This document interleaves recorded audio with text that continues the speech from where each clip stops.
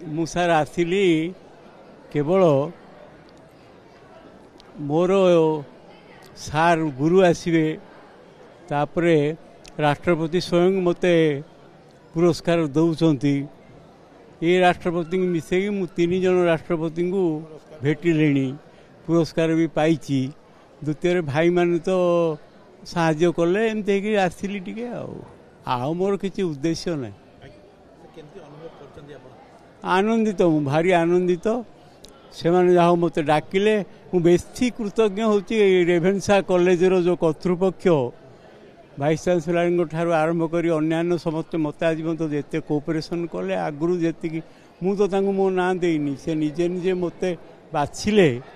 ଯେଉଁ ପ୍ରଥମ ବ୍ରେଲ୍ ପ୍ରେସ୍ର ପ୍ରତିଷ୍ଠାତା ବୋଲି ପ୍ରଥମ ଏକମାତ୍ରଟା ସେ ଛାଡ଼ିଦେଲେ, ସେଇ ବ୍ରେଲ୍ ପ୍ରେସ୍ଟି ଆଜି ଓଡ଼ିଶା ଯାକୁ ବହି ଯୋଗାଉଛି।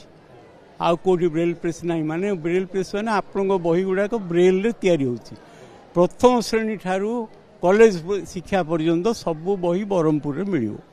ଆଉ ସବୁ ବହି ବନାଉଛି ମୋର ଏ ଭାଇ ମ୍ୟାନେଜର ପ୍ରକାଶ ନାରାୟଣ ରଥ, ସିଏ ସବୁ ବହି ତିଆରି କରି ସାରା ଓଡ଼ିଶା ଯାକୁ ବାଣ୍ଟୁଛି। ଇଏ ମଧ୍ୟ ରବି ରଥ ପିଲାବେଳୁ ମୋ ସହିତ ମୁଁ ଯେଉଁ କାମରେ ଅଗ୍ରସର ବି ପ୍ରାୟ ମୋ ଜୀବନ କାଳ ଭିତରେ ମୁଁ 5-7ଟା ଅର୍ଗାନାଇଜେସନ୍ ଗଢ଼ିଛି।